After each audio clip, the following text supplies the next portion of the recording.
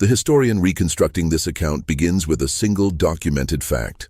On the morning of October 14, 1903, a man named Samuel Ware walked into the offices of the Leadville Mining Register in Colorado and placed a classified advertisement. It read simply, "Seeking information regarding the whereabouts of Thomas Hollins, Michael Corrigan, and James Deaver, last seen August 1903 in the vicinity of Independence Pass. Contact S. Ware, care of the Clarendon Hotel." The advertisement ran for 6 weeks. No one responded. What makes this remarkable is that Samuel Ware himself had been with those 3 men. He had been the 4th member of their party. He had returned alone on September 2, 1903, walking into Leadville at dawn with torn clothing, severe frostbite on 3 fingers of his left hand, and a gaze that several witnesses described independently as elsewhere. When asked what had happened to his companions, Ware said nothing. Not, "I don't know," not, "They're dead." He said nothing at all. The initial police interview, preserved in the Leadville Municipal Archives, contains the notation, "Subject unresponsive to all questioning regarding expedition. Examined by Dr. Horace Matthews, physically exhausted, minor injuries consistent with exposure, mentally sound but refuses all communication on the matter." Dr. Matthews's private journal, donated to the Colorado Historical Society in 1961, elaborates, "Met with Mr. Ware at the request of Sheriff Dalton. The man sat across from me for 40 minutes. I asked him directly if his companions were alive. He looked at me with perfect comprehension. He understood the question. He chose not to answer it. There is a difference between a man who cannot speak and a man who will not. Mr. Ware was entirely the latter. For 30 years, from 1903 to 1933, Samuel Ware maintained this silence with a discipline that borders on the unnatural. He never told his wife. He never told the families of the missing men. He never told the journalists who periodically sought him out when anniversaries revived interest, or the amateur investigators who suspected murder, or the spiritualists who believed he'd been touched by something beyond comprehension. He worked. He married in 1907. He had 2 children. He attended church. He paid his taxes. He was, by all accounts, a functional, even pleasant member of society, except for this one carved-out absence at the center of his life, this refusal that he carried with him like a second skeleton. The families of the missing men tried everything. Thomas Hollins' mother, Martha, wrote him letters. The first, dated November 1903, was a plea. "Mr. Ware, I am an old woman. Thomas is my only son. If you know he is dead, I can bear it. It is the not knowing that I cannot survive. I beg you, as one human being to another, tell me what you saw." Ware did not reply. She wrote again in 1904, 1905, 1907, 1910. 12 letters in total, each one preserved in the Hollins family papers now held at the Denver Public Library. The final letter, written in 1915, 3 months before she died, contains only one line. "I forgive you, Mr. Ware, though I do not understand." There is no evidence he read any of them.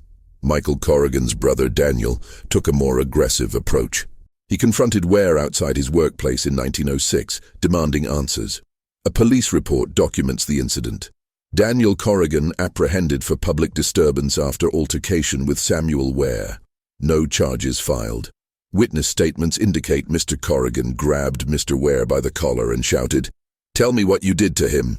Mr. Ware did not resist, did not respond, stood silent until Mr. Corrigan released him.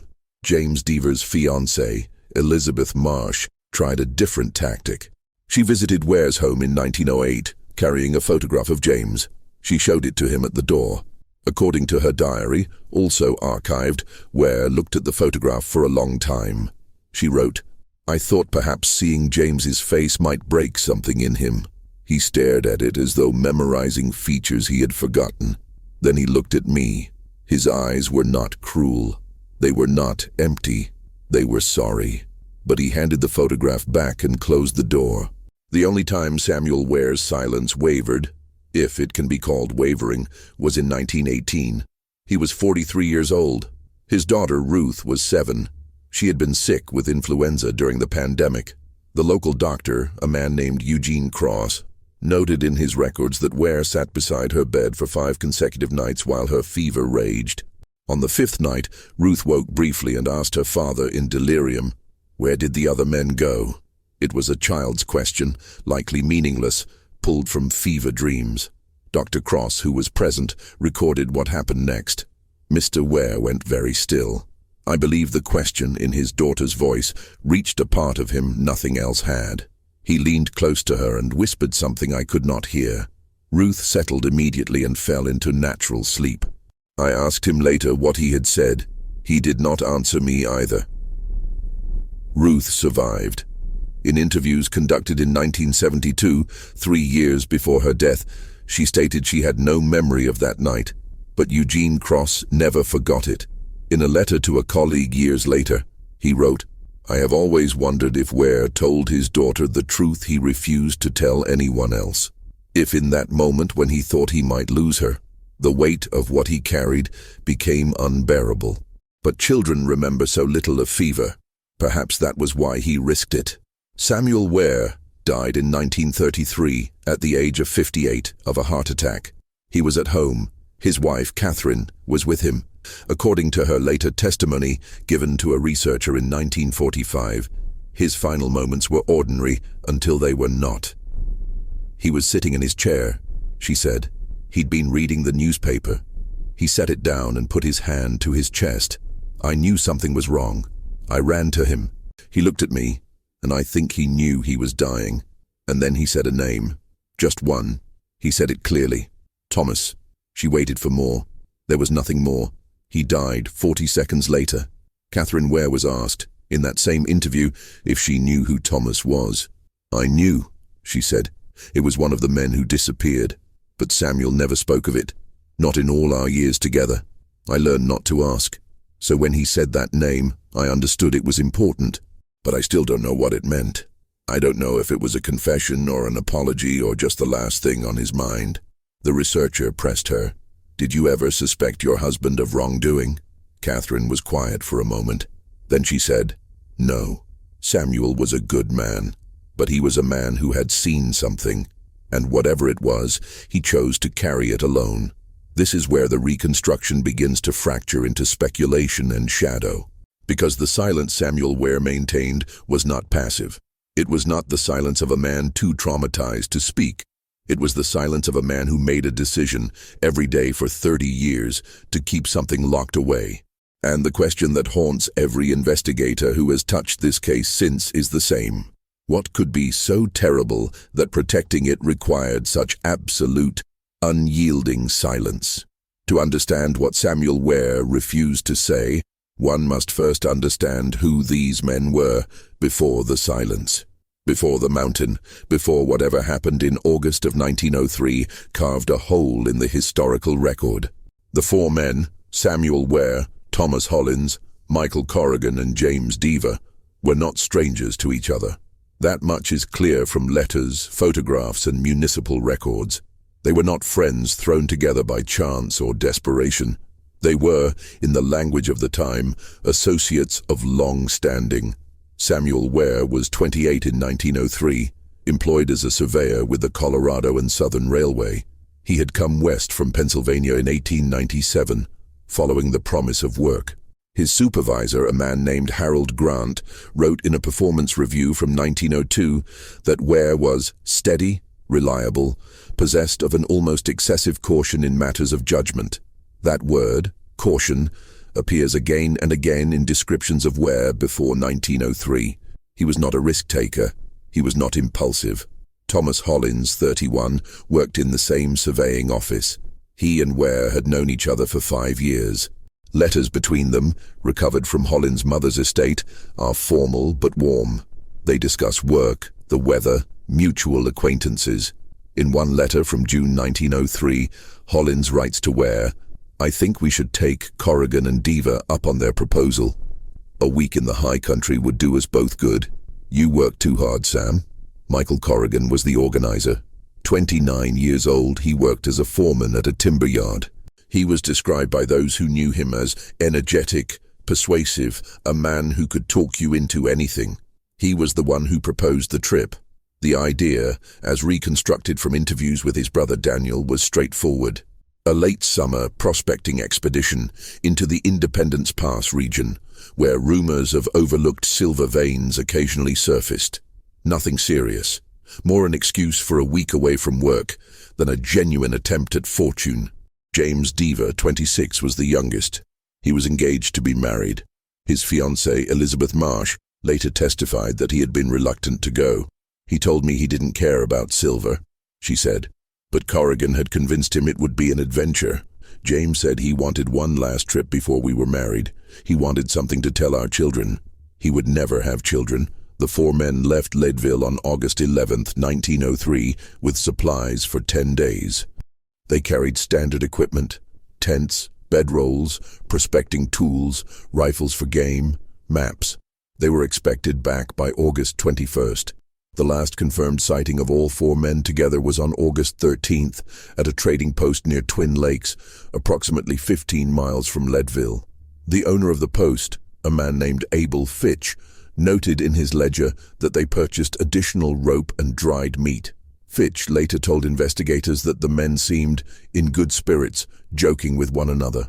He specifically remembered Corrigan saying, "We'll be famous or we'll be fools, but either way we'll have a story." Fitch also remembered Samuel Ware's response. "Mr. Ware didn't laugh like the others," Fitch said. "He just checked the supplies one more time and said something like, 'Let's just make sure we all come back to tell it.' That was the last time anyone saw them together." What follows is silence. Not the silence of Ware's refusal, but the silence of empty wilderness. No further records, no witnesses, 20 days of absence. And then, on September 2nd, Samuel Ware walked out alone. But before we reach that moment, it is necessary to understand something else about these men. They trusted each other. This is not speculation. The evidence is in the small details. In a letter Thomas Hollins wrote to his mother on August 10th, the day before departure, he mentioned Samuel Ware specifically. "I am traveling with Sam Ware, who is the most careful man I know. If there is any danger, he will see it before it sees us." Michael Corrigan's brother Daniel recalled a conversation from late July 1903. "Michael told me he trusted Sam Ware with his life," Daniel said in a 1920 interview. "He said if anyone could bring them back safe, it was Sam. He said Sam thought 3 steps ahead of everyone else."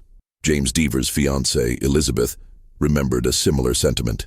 "James told me he wasn't worried because Mr. Ware would be there. He said Mr. Ware was the kind of man who didn't take chances." This is important because whatever happened on that mountain, it happened to a group of men who believed Samuel Ware would protect them. And Samuel Ware returned alone. There is one more piece of context that must be established: the route they planned to take. Based on maps found in Ware's belongings, maps he kept for the rest of his life, never discarded, they intended to follow a tributary of Lake Creek into the high country north of Independence Pass. It was remote but not uncharted. Prospectors had worked the area intermittently since the 1870s. The terrain was difficult but not deadly. Men had been up there before. Men had come back. A geologist named William Harper, who studied the region extensively, was consulted by investigators in 1904. He stated that the area presented no unusual hazards for experienced outdoorsmen. Avalanche risk would be minimal in August. Wildlife predation unlikely. Weather could turn rapidly, but anyone with sense would descend at the first sign of a storm. Harper added one more observation, preserved in the investigation file. If something went wrong up there, it wasn't the mountain that did it. The families of the missing men clung to hope for a long time. Search parties were organized in late September and early October 1903. They found nothing. No bodies, no abandoned equipment, no signs of violence or struggle, no camp. It was as though 3 men had simply stepped off the edge of the earth. One of the searchers, a guide named Peter Langford, told a newspaper in 1904, "We covered every likely route. We checked every gulch and ravine. If they died up there naturally, we would have found something, but there was nothing. It doesn't make sense unless someone didn't want them found." That statement was widely interpreted as an accusation against Samuel Ware, but Ware never responded to it, because by then he had already made his decision. He would not explain. He would not defend himself. He would not even deny the insinuations. He simply returned to work, to his life, and carried the weight of it in silence. Catherine Ware, in that 1945 interview, was asked what she knew about her husband's past when she married him in 1907. "I knew he had been involved in something," she said. "Everyone in Leadville knew. But when I asked him about it directly, before we were married, he said only this: 'I did what I thought was right, but I cannot speak of it. If that is something you cannot accept, I will understand.' I told him I could accept it, and I did, for 26 years. She paused, then added, "But I wonder now if I should have pushed harder, if maybe he wanted someone to insist, to break him open. I don't know. I'll never know." The last person to see all four men together, Abel Fitch, the Trading Post owner, was interviewed multiple times over the years. In 1925, an amateur historian visited him and asked if he remembered anything else about that day in August 1903. Fitch, by then an old man, thought for a long time. Then he said, "I remember, Mr." Ware looked at the other three like he was already saying goodbye. The reconstruction of what happened between August 13th and September 2nd, 1903, exists only in fragments. Testimonies that circle the absence, physical evidence that raises more questions than it answers, and the terrible weight of what Samuel Ware chose never to say. The first fragment, the map. Among Ware's personal effects, kept in a locked drawer until his death, was the map they had carried. It was recovered by his wife and later donated to the Colorado Historical Society. The map shows their intended route, marked in pencil. But there is a second set of marks, darker, made in ink. A curator named Dorothy Weston examined the map in 1968 and noted the following. The pencil marks indicate the planned route along Lake Creek and into the basin below Independence Peak. The ink marks deviate sharply to the northeast, into a region the party had no stated reason to enter. The ink marks end abruptly at a location that does not correspond to any known landmark. Weston added in her notes, "The ink marks were made by a different hand than the pencil. The pressure is heavier, the strokes more erratic. Someone else drew this, possibly under duress." When asked to speculate who might have drawn the ink route, Weston wrote only, "Not Ware." The second fragment, the frostbite. Dr. Horace Matthews, who examined Samuel Ware upon his return, documented that Ware had suffered frostbite on 3 fingers of his left hand, severe enough to cause permanent tissue damage, though the fingers were saved. Matthews noted this was unusual for mid-August, even at high altitude, unless Ware had been exposed to extreme cold for an extended period. But Matthews also noted something else, buried in his journal. The frostbite was not symmetrical. It affected only the index, middle, and ring fingers. The thumb and pinky were unaffected. This suggests prolonged gripping of something metal in freezing conditions. I asked Mr. Ware what he had been holding. He did not answer. A metallurgist consulted decades later suggested the pattern was consistent with gripping a tool or weapon for hours in sub-freezing temperatures, perhaps overnight. But why would a man need to hold a tool or weapon, unmoving, through a freezing night in August? The third fragment, the witness who saw him descending. On September 1st, 1903, a shepherd named Thomas Rivera was moving a flock through the foothills west of Twin Lakes. He saw a man coming down from the high country, alone, moving slowly. Rivera later told investigators that the man looked like someone who had been walking for days. Rivera called out to him. The man, Samuel Ware, though Rivera did not know his name yet, stopped but did not approach. Rivera asked if he needed help. Ware shook his head. Rivera asked if he was injured. Ware shook his head again. Then Rivera, concerned, asked, "Are you alone?" According to Rivera's testimony, Ware stared at him for a long moment. Then he nodded once and continued walking. Rivera later said, "I should have stopped him. I should have made him talk to me. But there was something in his face that told me he would not. And something else. Something that made me afraid to insist. When pressed on what he meant by afraid, Rivera struggled to explain.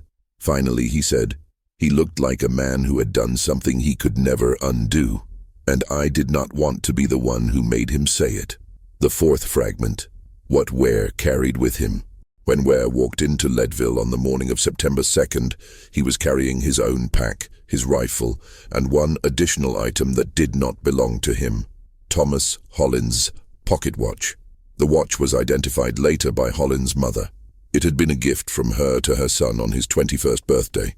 She recognized the engraving on the back: "To Thomas, with all my love."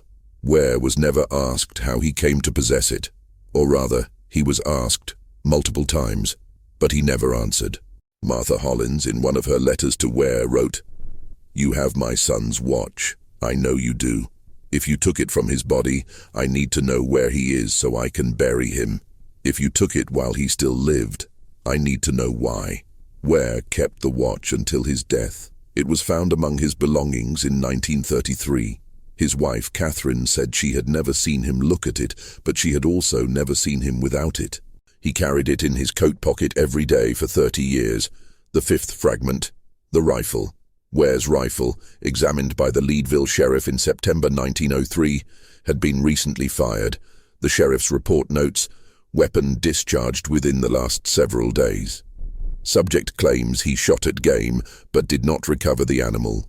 No evidence to contradict this claim. But a firearms expert who reviewed the report in 1951 pointed out an inconsistency. If Ware fired at game and missed, there would be no reason to clean the rifle so thoroughly.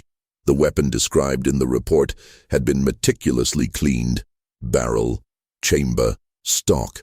That level of care suggests the shooter wanted to remove all trace evidence, not simply maintain the weapon. The expert added, "You clean a rifle like that when you don't want anyone to know what you shot." The sixth fragment, the testimonies of the search parties. In October 1903, several organized searches were conducted. The men who participated were experienced guides, prospectors, and hunters. They knew the terrain. They knew what to look for. They found almost nothing. One searcher, a man named Victor Hale, reported discovering a campsite in early October, roughly 12 miles from Twin Lakes, in a location consistent with the pencil route on Ware's map. The site contained remnants of a fire, some discarded food tins, and a single tent stake. But Hale noted something strange. The fire had been scattered deliberately. Someone had kicked the logs apart and spread the ashes. The tent stake had been driven deep into the ground and left there as if marking something. We dug around it, found nothing. Another searcher, Peter Langford, reported finding a torn piece of canvas about a mile from Hale's campsite. It matched the description of the tents the men were known to be carrying, he said, but it was just a scrap. No sign of the rest of the tent or any other equipment. Langford added, "It felt wrong, like someone had cleaned up after themselves but missed a few pieces." The searches were called off in late October when snow made the high country impassable. The official conclusion was that the three men had likely perished due to exposure or accident, and their bodies would be discovered when the snow melted in spring. But when spring came and summer and fall again, no bodies were ever found. The seventh fragment, the one thing Samuel Ware did say. In November 1903, 2 months after his return, Ware was subpoenaed to testify before a coroner's inquest into the disappearance of Thomas Hollins, Michael Corrigan, and James Deaver. The inquest was held in the Leadville courthouse. Ware appeared accompanied by an attorney he had hired with his own savings. The transcript of the inquest survives in the Lake County records. Ware was asked, "Did you witness the deaths of Thomas Hollins, Michael Corrigan, and James Deaver?" Ware did not answer. He was asked, "Do you know where their remains can be found?" Ware did not answer. He was asked, "Did you, by action or omission, contribute to their deaths?" Ware did not answer. The coroner, frustrated, asked him directly, "Mr. Ware, do you have any statement to make regarding the events of August 1903? Ware looked at the coroner. Then he spoke. It was the only time in 30 years he said anything approaching an explanation. He said, "I cannot tell you what happened. But I will tell you this. If you were there, you would understand why. The coroner pressed him. Understand what? Ware said nothing more. The inquest concluded with a finding of presumed death by misadventure, cause unknown. Ware was not charged with any crime. There was no evidence of wrongdoing, only the damning fact of his silence. But those words, if you were there, you would understand why, became the foundation for decades of speculation. Why would a man refuse to speak unless speaking would reveal something unbearable? Why would he carry a dead man's watch for 30 years unless it meant something he could not articulate? Why would he clean a rifle so carefully unless he wanted to erase what it had done? In 1912, a journalist named Claire Donovan tracked down Thomas Rivera, the shepherd who had seen Ware descending the mountain. She asked him if he had any theories about what happened. Rivera, who was by then quite old, said, "I have thought about it many times. I think Mr. Ware made a choice. I think he decided that some things are worse to speak than to carry, and I think he was right." Donovan asked, "Do you think he killed them?" Rivera shook his head. "No, I think he survived something, and I think what he survived was worse than death." The silence Samuel Ware maintained did not grant him peace. It granted him only the terrible privilege of enduring. The first years after his return were marked by attempts, some desperate, some calculating, some cruel, to break him. The families of the missing men, investigators, journalists, even former friends, all believed that if they applied the right pressure, asked the right question, appealed to the right part of his conscience, he would finally speak. They were wrong. In December 1903, 3 months after Ware's return, Michael Corrigan's brother Daniel hired a private investigator named Albert Finch. Finch was a former Pinkerton agent with a reputation for extracting confessions. His approach was methodical. He followed Ware for weeks, documented his routines, interviewed his co-workers, and compiled a dossier of inconsistencies and suspicious behaviors. Finch's final report, archived at the Denver Public Library, runs to 43 pages. The conclusion reads, "Subject exhibits no outward signs of guilt, does not drink to excess, does not isolate himself, maintains employment and social relationships. However, subject demonstrates highly unusual behavior when confronted with reminders of the incident." On December 18th, I arranged for a local boy to approach subject and ask if he knew where the lost men were. Subject stopped walking, did not react with anger or distress, simply stood still for approximately 30 seconds, then continued walking as though nothing had happened. This is not the behavior of an innocent man, but neither is it the behavior of a guilty one. It is the behavior of a man who has made a decision and will not deviate from it regardless of external pressure. Finch recommended sustained surveillance and periodic confrontation in hopes of eventual breakdown. Daniel Corrigan implemented the recommendation. For 6 months, he had Ware followed. He arranged chance encounters where former acquaintances would mention the missing men in Ware's presence. He sent anonymous letters to Ware's home, asking questions. Where are they? What did you see? Why won't you tell us? Ware's response to all of it was the same. Nothing. In June 1904, Daniel Corrigan confronted Ware one final time, outside the railway office where Ware worked. A witness, a co-worker named Henry Stills, later described the encounter. Mr. Corrigan was waiting by the door when Sam came out. He stepped in front of him and said, "My brother is dead because of you." Sam stopped. He didn't try to go around. He just stood there and let Mr. Corrigan say everything he needed to say. And Mr. Corrigan said a lot. He called Sam a coward. He called him a murderer. He said he would make sure everyone in Leadville knew what kind of man Sam was. Sam never interrupted, never defended himself. When Mr. Corrigan was finished, Sam looked at him and said, "This is the only thing he said. I'm sorry." Then he walked away. Henry Stills added, "I asked Sam later if what Mr. Corrigan said was true. Sam looked at me like he was trying to decide something. Then he said, 'Henry, if I could tell you, I would.' That was all." Daniel Corrigan gave up after that. In an interview conducted in 1928, he said, "I spent years hating Samuel Ware. I wanted him to pay for what he'd done. But the more I pushed, the more I realized something. He was already paying. Every day of his life he was paying. And whatever he was protecting by staying silent, he thought it was worth the cost. The journalist Claire Donovan, who became fascinated with the case, attempted a different approach in 1910.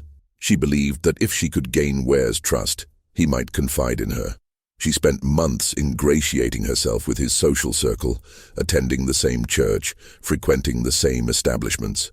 In April 1910, she arranged to be seated near Ware at a community dinner. She struck up a conversation. She was careful, sympathetic, non-accusatory. She told him she believed he was a good man who had been through something terrible. According to her journal, Ware listened. He was polite. He even smiled once or twice. But when she finally, gently, asked him if he would be willing to share his story, not for publication, just for her own understanding, he set down his fork, excused himself, and left. She never spoke to him again. Donovan wrote in her journal, "I thought I could outweight him. I thought I could become someone he felt safe with. But I understand now. There is no one he feels safe with, not even himself." The social cost of Ware's silence was significant, but not insurmountable. He was not ostracized. He was not driven out of Leadville. People were suspicious, but there was no proof of wrongdoing. Over time, he became something more unsettling than a villain. He became a fixture, a man everyone knew carried a secret, but who functioned so normally that it became easier to ignore him than to keep confronting the mystery. A schoolteacher named Margaret Osborne, interviewed in 1959, remembered Ware from her childhood in Leadville. "My mother told me to stay away from Mr. Ware. She said he had done something bad, but I saw him in town all the time. He was quiet, polite. He helped Mrs. Patterson carry her groceries once. He gave money to the church. He didn't seem like a bad man, but there was something about him, like he was only half there. Like the other half of him was still somewhere else." That observation, only half there, recurs in multiple accounts. Ware married Catherine Brennan in 1907. She was 24, a schoolteacher, new to Leadville. By all accounts, she did not know the full extent of the scandal when they met. When she learned of it, she asked him directly what had happened. In the 1945 interview, Catherine recalled, "I asked him if he had hurt those men. He said no. I asked if he knew what happened to them. He said yes. I asked if he would ever tell anyone. He said, I cannot. I asked why. He said because the truth would not help anyone, and it would destroy everything. I didn't understand what he meant by everything. I still don't." She decided to marry him anyway. "I loved him," she said simply, "and I believed him when he said he had done what he thought was right. I chose to trust that, but it was a hard thing to live with. There were nights when he would wake up, and I could tell he had been dreaming about it. He never said anything, but I knew. You can tell when someone is carrying something that heavy." Their children, Ruth, born in 1911, and Samuel Jr., born in 1914, grew up with a father who was present, but haunted. Ruth, in her 1972 interview, described him as a loving father but distant. Like there was a room inside him we were never allowed to enter. Samuel Jr., interviewed in 1968, was more blunt. "I asked him once when I was about 16 what happened on that trip. He looked at me and said, 'Some questions don't have good answers.' I never asked again." The pressure to speak came from outside the family as well. In 1915, Thomas Hollins' mother Martha died. Her obituary in the Leadville Herald-Democrat mentioned that she had never received closure regarding the fate of her son. A reporter tracked down Ware and asked if he had any comment. Ware said, "I am sorry for her loss." The reporter pressed, "Do you know where her son is?" Ware said nothing. The reporter published an editorial the next day titled, "A Silence That Wounds." It read, in part, "There are men who keep secrets to protect themselves, but Mr. Ware does not appear to be protecting himself. He appears to be protecting something else. One must ask, what could be so terrible that even a dying mother's plea cannot break it?" The editorial sparked a brief resurgence of public interest. Letters to the editor called for Ware to be compelled to testify, to be charged with obstruction, to be shamed into speaking. Nothing changed. By 1920, the case had faded from public consciousness. The families of the missing men had aged or moved away. The journalist had moved on to other stories. Samuel Ware had become an anachronism, a living mystery that no one had the energy to solve anymore. But the silence did not fade for Ware. A neighbor, a man named Douglas Kirk, recalled an incident from 1923. Kirk and Ware were sitting on Kirk's porch in the evening, as they sometimes did. Kirk mentioned casually that he had been reading about an expedition to climb Mount Everest. I said something about how dangerous it must be, going into places where no one can help you. Kirk remembered. Sam went very quiet. Then he said, "The most dangerous places aren't the ones where no one can help you. They're the ones where you're the only one who can." I didn't know what he meant. I still don't. There were moments when the silence seemed to weigh on Ware more heavily than others. Dr. Eugene Cross, the physician who attended to Ware's daughter during the 1918 influenza outbreak, noted in his journal, "I have observed Mr. Ware for years now. He is a man of routine, of control. But during his daughter's illness, I saw cracks. He did not sleep. He did not eat. He prayed, though I do not think he believed anyone was listening. And once late at night I heard him speaking to himself in the hallway. He said, 'I did what had to be done,' over and over. I did what had to be done." I do not know if he was trying to convince God or himself. In 1929, a writer named Harrison Caldwell published a book titled Unsolved Mysteries of the Colorado Rockies. One chapter was devoted to the disappearance of Hollins, Corrigan, and Deaver. Caldwell speculated that Ware had murdered the men for their share of a supposed silver strike, then disposed of their bodies in a remote location. The book sold well. Ware was questioned by a reporter about the allegations. He said, "Mr. Caldwell is entitled to his theories." That was all. Catherine Ware later said, "That book hurt him more than anything else. Not because it accused him of murder, he had been accused of that before, but because it was so wrong, so far from the truth, and he couldn't correct it. He couldn't defend himself. All he could do was let people believe the worst."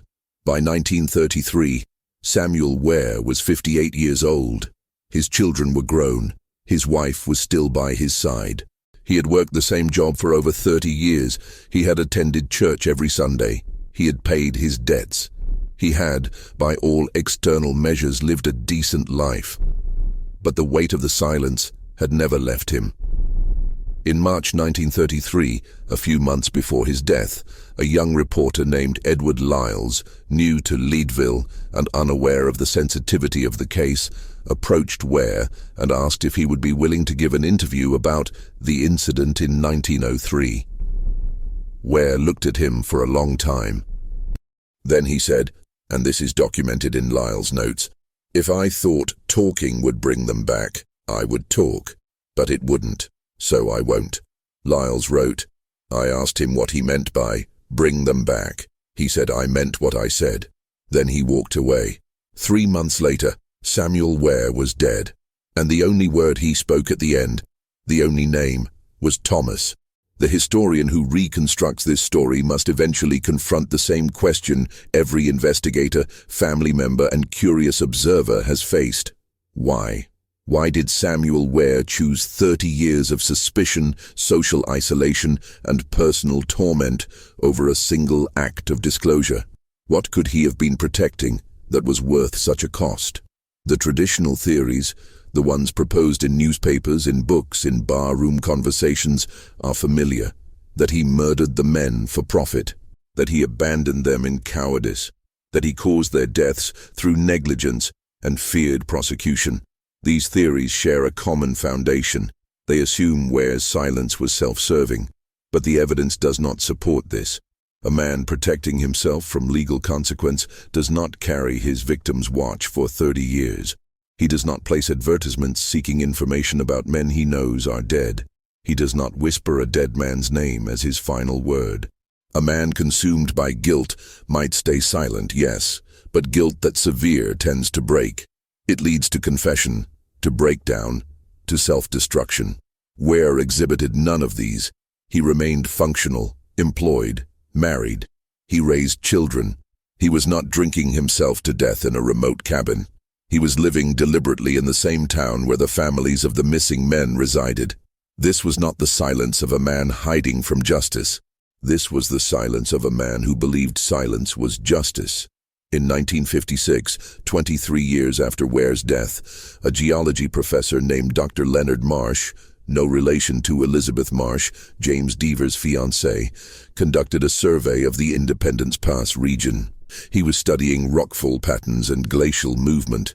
His work took him into some of the more remote areas the 1903 search parties had not thoroughly explored.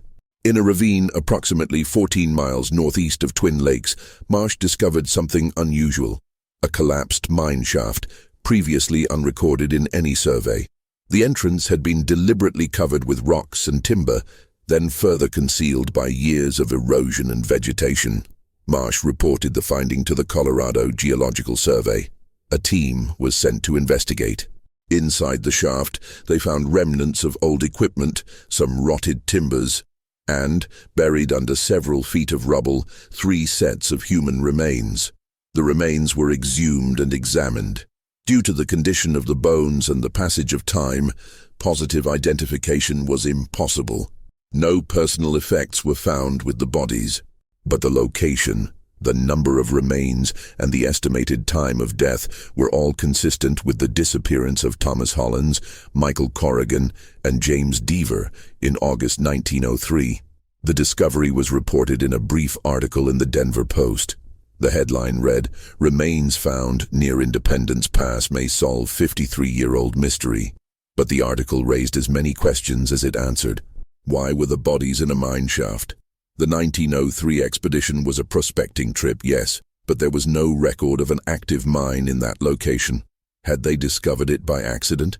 Had they been exploring it when something went wrong? And why had the entrance been deliberately sealed? Dr. Marsh, in his report, noted, the covering of the shaft entrance was not natural collapse. The rocks were placed by hand. Someone sealed this deliberately. Whether to hide the bodies or to prevent others from entering, I cannot say. A forensic pathologist who examined the remains in 1956 noted that 2 of the skeletons showed signs of blunt force trauma to the skull. The third showed evidence of a fractured leg. The pathologist's report concluded, cause of death indeterminate due to condition of remains, trauma consistent with rockfall or collapse. However, the specific placement of bodies, all 3 in close proximity, partially covered with loose rock, suggests they were moved after death. This may indicate an attempt at burial. The discovery might have closed the case, but it did not, because Samuel Ware had never said the men were in a mine shaft. He had never said they were 14 miles northeast of Twin Lakes. He had never said anything at all. If he had known where they were, and the evidence suggests he did, why not tell the families? Why not allow them to be buried properly, unless telling them where the bodies were would require explaining how they got there? Ruth Ware, Samuel's daughter, was 65 years old in 1976 when a researcher contacted her and asked if she had any thoughts on the discovery of the remains. "I've thought about it a lot," she said. "I think my father knew where they were. I think he always knew. But I also think that if he had told anyone, he would have had to tell them everything. And I think everything included something he couldn't say." The researcher asked, "Do you think your father killed them?" Ruth was silent for a long time. Then she said, "No, I think he made a choice that resulted in their deaths. But I don't think it was murder. I think it was something else. What else could it be?" "I don't know," Ruth said. "But my father was not a cruel man. He was not a violent man. If he let them die, it was because he thought it was the only option." The researcher pressed, "The only option for what?" Ruth shook her head.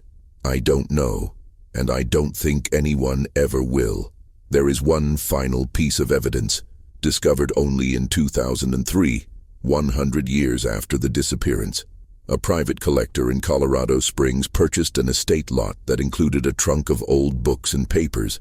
Among the papers was a letter, dated September 15, 1903, written by Samuel Ware. It was never sent. The envelope was addressed to Thomas Hollins' mother, Martha, but it had never been sealed or posted. The letter read, "Dear Mrs. Hollins, I know you want answers. I know you deserve them. I wish I could give them to you. But there are some truths that do more harm than good. If I told you what happened to Thomas, you would not find peace.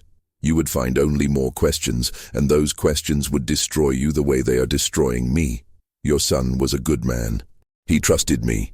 They all trusted me. I have failed them in every way that matters, but I will not fail them by speaking. I am sorry. I will always be sorry. I cannot send this letter, but I needed to write it. Samuel Ware." The letter was authenticated by handwriting experts in 2004. It is now held in the archives of the Colorado Historical Society. It is the closest thing to a confession Samuel Ware ever produced, and it explains nothing. Or perhaps it explains everything, because the letter suggests that Ware's silence was not about protecting himself. It was about protecting Martha Hollins, and by extension, the families of Corrigan and Deaver. It was about preventing them from knowing something he believed would be worse than uncertainty. But what could be worse than not knowing, Doctor? Hannah Voss, a psychologist who studied the case in 2011, offered one interpretation. Ware's silence suggests he believed the truth would fundamentally alter how the families understood their loved ones. Perhaps the men died in a way that would cast them in a shameful or dishonorable light. Perhaps they made a choice that led to their deaths, a choice Ware felt was not his to reveal. Another historian, Michael Cartwright, proposed a different theory in 2015. What if the men didn't die in an accident? What if they died because Ware had to make an impossible choice? What if, for example, he could only save himself, or one of them, and he chose himself? That would explain his guilt, his silence, and his belief that the truth would destroy the families, because it would force them to confront the fact that their sons might have been saved if only someone else had died instead. These are theories. They are nothing more. The truth died with Samuel Ware in 1933. Or perhaps it didn't die. Perhaps it is still there in the silence he maintained, in the watch he carried, in the name he spoke at the end. Thomas. Not Michael, not James. Thomas. Why Thomas? Was Thomas the first to die? The last? The one Ware tried hardest to save? The one whose death haunted him most? We will never know. What we do know is this. Samuel Ware returned from the mountain in 1903. He carried a secret so heavy that it shaped every day of the 30 years he had left. He endured suspicion, accusation, and isolation rather than speak. He raised a family, worked a job, attended church, and lived a life that appeared, from the outside, almost ordinary. But those who knew him understood that he was never fully present. Part of him remained on that mountain in August 1903 with 3 men who never came home. And when he died, he took that part with him. The historian reconstructing this story must accept that some questions have no answers. Some silences cannot be broken. Some truths are buried so deeply that excavation would collapse everything built above them. Samuel Ware understood this, and so he carried the weight alone. The final word belongs not to Ware, but to Catherine, his widow. In 1945, 2 years before her own death, she was asked one last time if she had any insight into what her husband had been protecting. She thought for a long time. Then she said, "I think Samuel believed that the truth would not bring anyone peace. I think he believed that some things are better left unknown, and I think he was probably right. Because if 30 years of silence was the price he paid to keep that truth buried, then the truth must have been unbearable." She paused, then added, "But I also think he wanted someone to ask the right question. I think he was waiting all those years for someone to figure it out. Not so he could tell them, but so he would know he wasn't the only one who understood." "Understood what?" the interviewer asked. Catherine Ware smiled sadly. "That's the question, isn't it?" she said. And then, like her husband before her, she said nothing more.